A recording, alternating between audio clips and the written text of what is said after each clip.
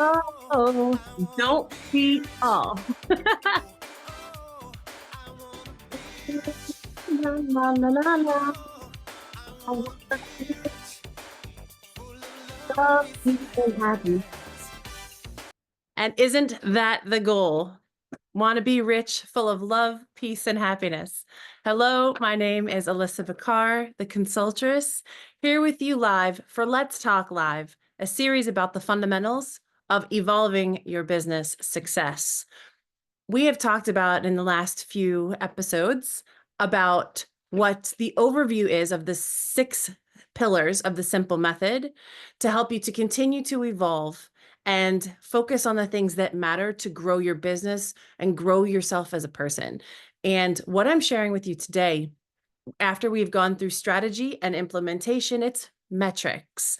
That great word out there that so many people in business throw around. You have to manage your KPIs, know what your key performance metrics are, and key performance indicators. So what I'm here to share with you today is about the KPIs, measuring something that is really meaningful to you as your business owner, as the founder, as the person who is guiding and directing and building the vision for your company, your business, and your growth. Because what we focus on expands and what we measure improves. So let's dive into what makes us want to be in business in the first place. And it is to earn an income for ourselves and our family, to make an impact for the world at large and leave it a better place. And for us to, underneath all of that, to constantly improve our life-work balance. Yes, life comes first, because are we working to live, or are we just existing, living to work?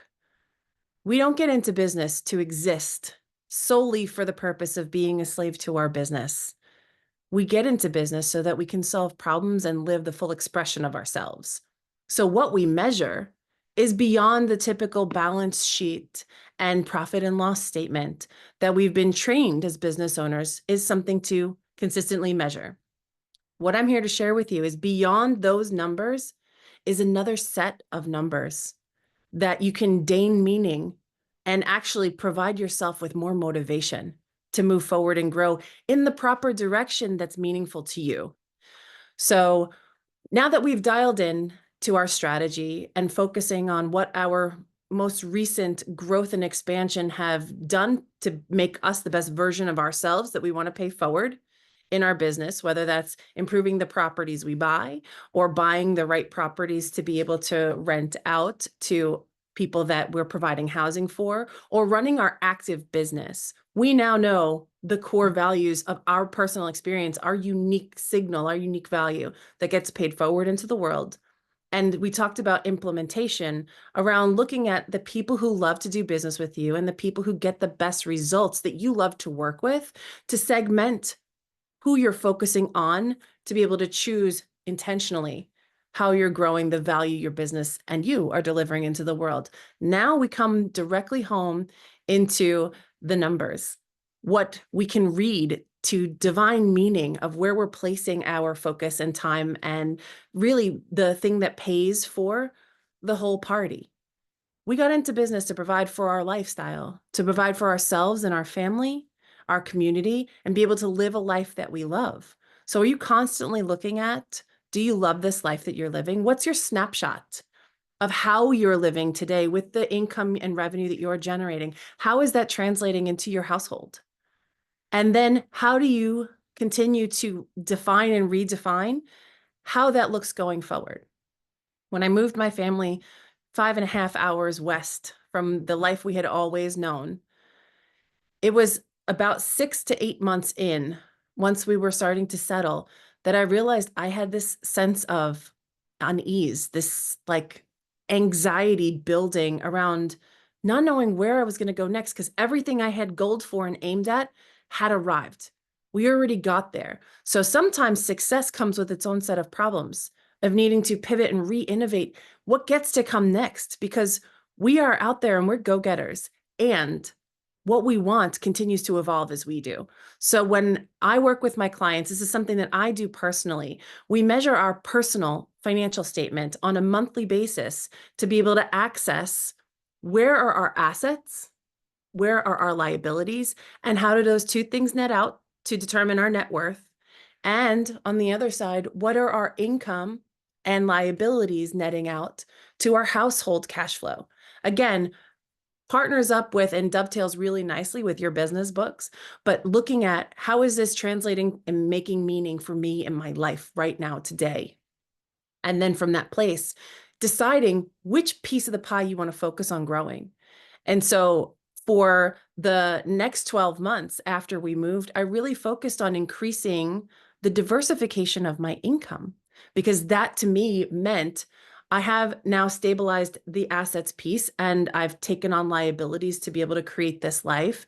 Now, if I generate more income and more possibilities for income, then I can change all the other buckets. So that was my personal preference. So the things I want you to walk away with from today is we're measuring those liabilities and the assets. What does it look like today? And what would you like it to look like? And then measure the income and the expenses, because by the way, those expenses are actually telling of where your true values are. We may talk a good game about having great values and a lined up moral compass, but the proof is in the expenses. It's the tactical proof of where we are choosing to spend our resources that bring us to where we spend our time, et cetera. So take some time and go through all of these pieces to see your household net cash flow and your total net worth as an individual beside and beyond your business, so that you can make a determination that then informs and influences the business as we roll forward. So I would love to show you how to do this. If you don't have something already, I have a very simple framework that I can share with you. Simple template. It's an Excel spreadsheet to be able to start measuring today. So send me an email at alissa@theconsultress.com, ALISSA at theconsultress.com, or send me a direct message on socials at Consultress, and get on my calendar for a free clarity call around determining which piece of this puzzle is yours to move forward with, and then deciding how do you want to direct your growth from here forward. So it has been my pleasure to share this piece of knowledge with you, and I will leave you with one very cool story about a client of mine who has a very successful bookkeeping business, who started to do the personal financial statement on a monthly basis inside of our community. And the amount of wisdom and clarity that came from looking at where all the money was going helped her to determine what was distracting her in her life and business, and really get focused on the prosperity of how she wanted to build and grow her business going forward. So this is a game changer. Connect with me and we'll go through it together. And I'm so looking forward to chatting with you. I'll now open it up for Q&A.